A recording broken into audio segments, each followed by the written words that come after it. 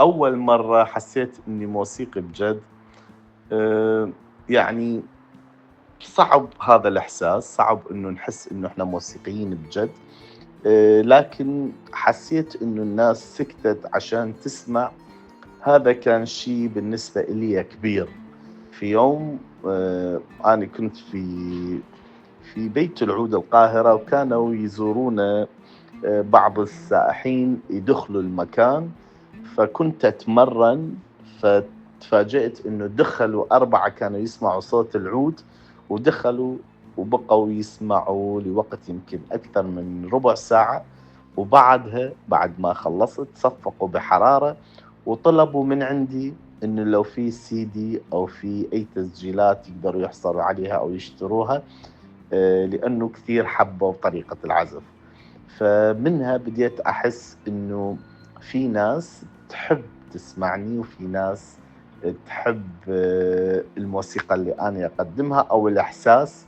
وفي هذه اللحظة بديت أحس بسعادة كبيرة، بديت أحس إنه دا أبني أو دا أعمل شيء هو ذو طاقة إيجابية نوعًا ما نقدر نقول. لو رجعنا شوية ورا لوقت كانت فيه الموسيقى بتتسمع مش بتتشاف، وإيه أكثر حاجة حاسس إنها تغيرت في علاقتنا بالموسيقى؟ وهل إحنا خسرنا الإصغاء ولا بس الإيقاع بقى أسرع مننا؟ يعني لو رجعنا لورا، الموسيقى هي تبقى موسيقى تنسمع، يعني على مر العصور تمر في أزمان إيقاعات سريعة، تمر في أزمان تقلبات في الأعمال الموسيقية، في محبين الموسيقى، في محبين الأغاني المختلفة. لكن أنا أحس لكل شكل إلى جمهوره.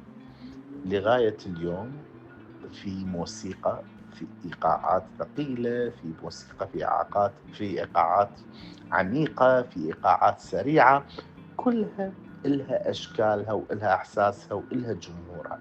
فأنا أحس ما دام إلها جمهور، إحنا ما ينفع نقلل من شأنها. ليه؟ لأنه هذه إلها زمن. يعني مثلا في القرن الثامن عشر وفي القرن يمكن السادس عشر كانت في موسيقى، كانت الناس كلها تشكو من الإيقاعات وعدم فهم الجمل الموسيقية. لكن بعد فترة راحت اختفت، لأنه نفس الناس اللي كانت تسمع هذه الموسيقى ما حبتها، ما استمرت فيها، أو حبتها لوقت معين للتخلص من أشكال معينة بالحياة. ف وراحت. كذلك في الأزمان اللي بعدها، وكذلك في زمننا الحالي في كثير أعمال موسيقية تجي تكون شبه طلاسم غير مفهومة، لكن بعد فترة تختفي. وفي أعمال تبتدي غير مفهومة، لكن بعد فترة تصبح هي الأساس. فالعمل، أنا بوجهة نظري العمل الجيد هو الآن وقبل وبعد وفي كل فترة هو راح يبقى يكون عمل جيد، وهو اللي يبقى. الأعمال اللي هي غير عميقة، الأعمال اللي هي تنبني بسرعة تروح بسرعة، الأعمال اللي هي تنبني بعمق وتنبني بوقت وتنبني بدراسة وتنبني على أساسات وعلى أسس مختلفة، هي اللي أتوقع راح يبقى صوتها وتبقى لزمن أكثر. زمان كان الموسيقي يقعد بالساعات قدام آلة واحدة، يتدرب ويغلط ويتعلم. دلوقتي كل حاجة أسرع. هل شايف إنه الزمن ده كان أرحم بالموسيقي، ولا الزمن الحالي أتاح فرصة لكن بس بطريقة أصعب؟ أه أنا أحس التمرين هو لحد الآن يحتاج أوقات كثيرة. يعني أنا لحد هذا اليوم في أيام أتمرن 7 و8 ساعات و9 ساعات. آآ التمرين، الآلة كل ما ننطيها كل ما تنطينا أكثر. لكن كزمان لأ، كزمان كان في صعوبة، يعني كان مش سهل نحصل على التسجيلات. كان أني أتذكر الشريط أو الوكمان المسجل كان يخرب بعد أسبوعين 3، وإحنا كنا طلبة ما نقدر نشتري كثير كذا ركبًا، فكنت أضطر أعيد الأغنية أو العمل الموسيقي بالملعقة وأرجع أسمعه، وأعيد كذا مرة بالملعقة وأرجع أسمعه، لحد ما أحفظ الجملة بإتقان، لحد ما أجيب الإحساس والمشاعر اللي كان يعزفها الموسيقي أو يأديها المغني.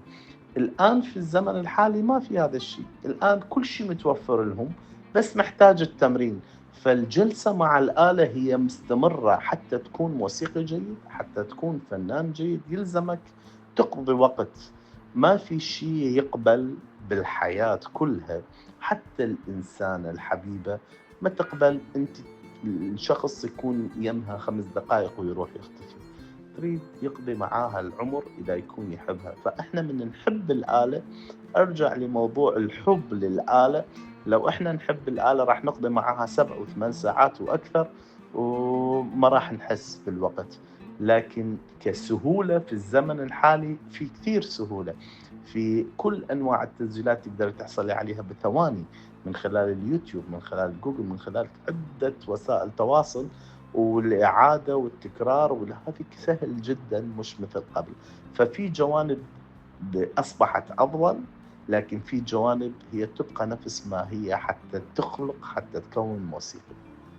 بعد الرحلة الطويلة دي مع العود، إيه أكثر درس لسه بيعلمه لك لحد النهاردة؟ درس ما كنتش متوقع تتعلمه من آلة موسيقية.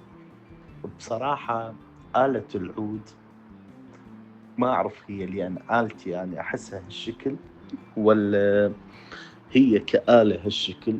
آلة العود لهذا اليوم أني ما أقدر أحسها جماد، أني أحسها كائن حي. هذه الآلة لو تأخرت عليها يومين أو 3 ما تمرنت أو ما جيت حتى لو أفتح العود أمسحه أدوزنه وأرجعه، بس أتأخر عنه أحس زعلان. لو اكتشفت إنه يعني آلتي لو حد مسكها غيري أحس يلزمها يومين 3 يلا ترجع تعطيني اللي كانت تعطيني إياه. أحسها ممكن تزعل مني، أحسها ممكن ما ترتاح مني. يعني لو أكون في سفر مرات يوم أو يوم ونص طريق وسفر ومطار، أول ما أوصل البيت أو أول ما أوصل لغرفة الفندق على طول أفتح العود أدوزنه، أحسسه إنه أني معاه وأرجعه، رغم إنه هو طول السفر هو يكون أني حاضنه وأمشي فيه أو شايله على ظهري وأمشي فيه. لكن أحب دائما إنه نتواصل، وأحس إنه هذه الآلة هي الآلة الوحيدة اللي إحنا نعزف بيها ونحضنها. كل الآلات تكون بعيدة عن الجسد، فلذلك أنا أحس هذه الآلة هي تحس بينا مثل ما إحنا نحس بها. مع كل السنين دي إمتى حسيت إنك لقيت بصمتك الخاصة على العود؟ هل كانت لحظة معينة ولا البصمة بتتكون على مهلة مع كل تجربة وكل وقفة قدام الجمهور؟ يعني الحد الآن أني أحس أو أسعى على إنه أسوي شكل أو لون موسيقي مختلف، لكن أنا ما أقدر أقول هذا، لازم الآخرين هم أثناء ما يسمعوني يقولوا. والبصمة هي طبعا تتكون مثل ما يقولوا على نار هادئة، وتطلع من خزين سماع، خزين تمرين، خزين تأليف، خزين كل اللي نحصل عليه في حياتنا، قراءة، تطلع، رؤية، كلها هذا خزين يطلع البصمة اللي خاصة فيكي. وأكيد أكيد كل يوم أنا أكون أمام جمهور أو أكون أمام عازفين أو أكون أمام طلبة أو هذا كله ينطيني خبرة كيف إنه أعمل وأجود الجمل بطريقتي الخاصة. فهذا هو اللي يخلق لي بصمة أو يخلق لي شكل موسيقي نقدر نقول يختلف نوعا ما عن الآخرين. لكن آه، أكثر كتعبير عن البصمة أو كأسلوب موسيقي أتوقع الآخرين هم اللي يقررون مش أنا اللي أقرره. لو في دقيقة صدق تحب تقول إيه للأستاذ نصير شمة كخال كان موجود في حياتك وكمعلم شكل وعيك الموسيقي وكصاحب مشروع فني غير شكل العود وحياة أجيال كاملة، آآ يعني دقيقة صدق ظلم إنه أقول دقيقة عن الأستاذ نصير شمة. الأستاذ نصير شمة يعني هو مثل ما ذكرتِ هو خالي قبل ما يكون أستاذي، لكن أني محظوظ فيه إنه كنت وأني طفل أحبه في البيت، وهو كان يعزف الأعمال الموسيقية وكانوا يكون فنانين وثقافة موسيقية في البيت، وأني كنت أدخل أحبه بالأرض وأوصل للكنبة وأبقى أسمع لحد ما أتعب وأروح، وهذه من كلامه. إضافة لهذا هو كأستاذ آآ ما كان يعاملنا آآ كطلبة، كان أغلب الأوقات إن كنت أني ابن أخته والّا إن كانوا الطلبة الآخرين اللي هم زملائي وأصدقاء الدراسة، كنا نتعامل كنا واحد، كنا نتعامل كنا بنفس الحب، بنفس الوِد، بنفس الاحترام، بنفس العطاء، بنفس الدعم، بنفس كل النقاط، كان يساوي بطريقة كثير كبيرة.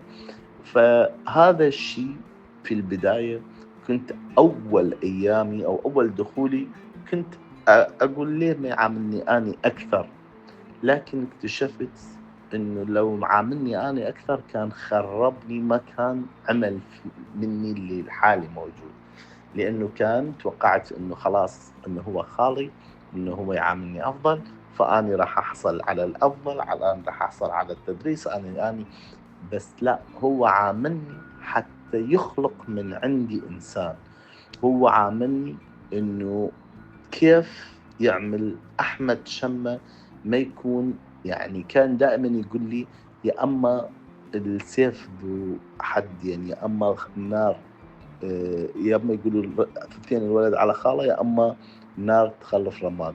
فأني كنت أسعى إنه يقولوا ثنتين الولد على خاله، والحمد لله سمعتها كثير، لكني أتمنى ولحد الآن أتمنى إنه أتعلم منه أكثر وأكثر، لأنه هو إضافة إلى أنه هو صاحب مشروع أعطى اللي كم من عازفين العود كان حلمهم إنه يتعلموا الموسيقى، كان حلمهم إنه يعرفوا بعض مفردات الجمل الموسيقية، ونسبة كبيرة من الأساتذة الموسيقيين لآلة العود كانوا ما يعطوا هذه الأسرار.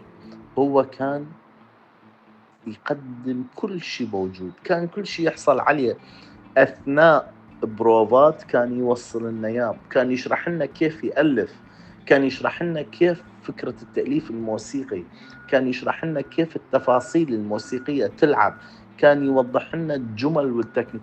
هذا اللي حتى هذه اللحظة أثّر فيّا وأثّر في الجيل اللي قبلي وأثّر بالجيل اللي بعدي، كل أجيال بيوت العود أتوقع لهذه اللحظة ولهذه الدقيقة اللي أنا دا أحكي فيها، في أجيال دا تستفاد من المعلومات ومن الأفكار اللي هو قدّمها ولا يزال يقدّمها. فأتوقع هذا الإنسان دقيقة قليلة بحقه، ولا يمكن بعد نص ساعة أو ساعة راح أكون خلّصت شكري تجاهه من دعم، من حب، من اهتمام، من فتح جميع الطرق كيف توصل وكيف تتقن وكيف تطوّر ثقافتك. فمثل ما قُلت لِك لا توجد كلمة تعبّر عن شكري لهذا الإنسان. رحلة أحمد شمة بتفكرنا إن الموسيقى مش سباق ولا أضواء ولا أسماء كبيرة، هي صبر وتراكم وسنين من البحث عن فنان حقيقي. بتفكرنا إن الموهبة لوحدها مش كفاية، وإن القرب من الكبار ممكن يكون امتحان مش طريق مختصر. حكاية عن العود لما يبقى رسالة، وعن التعليم لما يبقى أمانة. العود هنا مش آلة، لكن شاهد على رحلة إنسان اختار إنه يكمل حتى لما الطريق كان أصعب. شكرا أحمد شمة، شكرا على الصدق وعلى الحكايات وعلى موسيقى لسه بتفتكر إن الجمال محتاج وقت ومساحة وقلب يسمع. حكاية أحمد شامة هي دي كانت حكايتنا النهاردة من بيت العود العربي، والعود لسه بيحكي